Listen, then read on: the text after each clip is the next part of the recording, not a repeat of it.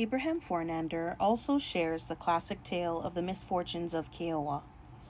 After a battle with Kamehameha's forces, he had retreated through Hilo on his way home to Ka'u. On this return march, Kilauea volcano erupted suddenly during the night, terrifying Keowa's forces camped nearby. They tried to appease Pele, goddess of the volcano, by rolling stones into the crater, but more eruptions came on the second and third nights. On the third day, Keowa ordered his army to set forth in 3 different companies.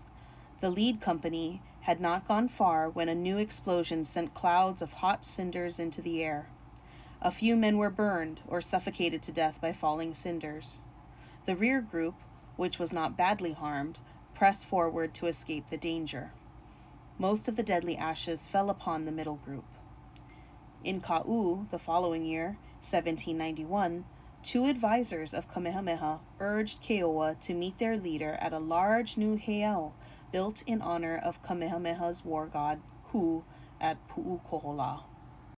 Here, they said, peace would be restored between the 2 warriors, and the disastrous civil war would be ended. Although he was suspicious, Keowa agreed to the meeting. He gathered some of his followers in a fleet of canoes for the journey to Kauai. When the canoes approached the shore, he saw a crowd of armed warriors and chiefs surrounding Kamehameha, who stood on the beach. As he was leaving his canoe, Keowa was killed by a spear in the hands of Keeaumoku, one of Kamehameha's warriors. All in Keowa's canoe were also killed. Finally, Kamehameha stopped the slaughter, and the body of Keowa was sacrificed to the war god at the heiau. It is not clear whether Kamehameha was directly responsible for the killings. He may have been following the rough code of his day. Perhaps he could not safely resist the will of some of his powerful supporters, or perhaps he wanted to end the bitter rivalries that were wasting the land. In any case, the island of Hawaii was now firmly in his hands. He could proceed with his plans to conquer the other islands. Kamehameha was successful not only because he was a strong leader, but also because he made good use of the weapons and skills of foreigners who joined his forces. The most important of these were John Young, the English boatswain, on the American ship Eleanora, and Isaac Davis, a sailor on the Fair American. After a series of colorful adventures, these 2 men became advisors to Kamehameha. The chief obstacle in Kamehameha's path of conquest was Kahekili, who had won control of the islands of Maui, Lanai, Molokai, and Oahu. Through his brother Kaeo, Kahekili also controlled Kauai.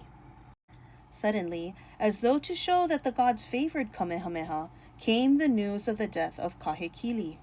His lands were to be divided between his brother Kaeo and his son, Kalanikupule.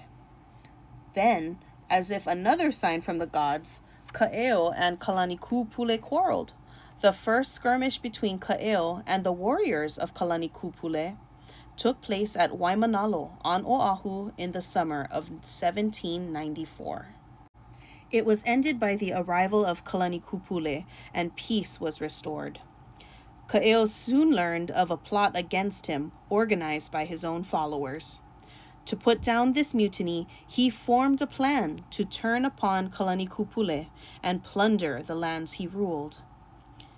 In November 1794, Kaeo started overland from Waianae through the Ewa district to Aiea near Pearl Harbor.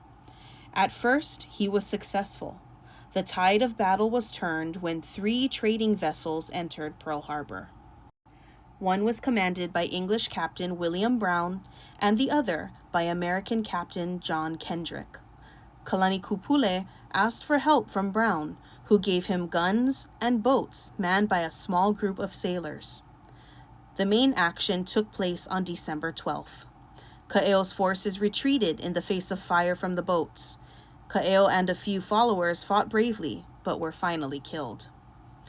Kalanikupule and his chiefs then plotted to seize the 2 English ships, kill the captains, and use the ships to attack Kamehameha himself.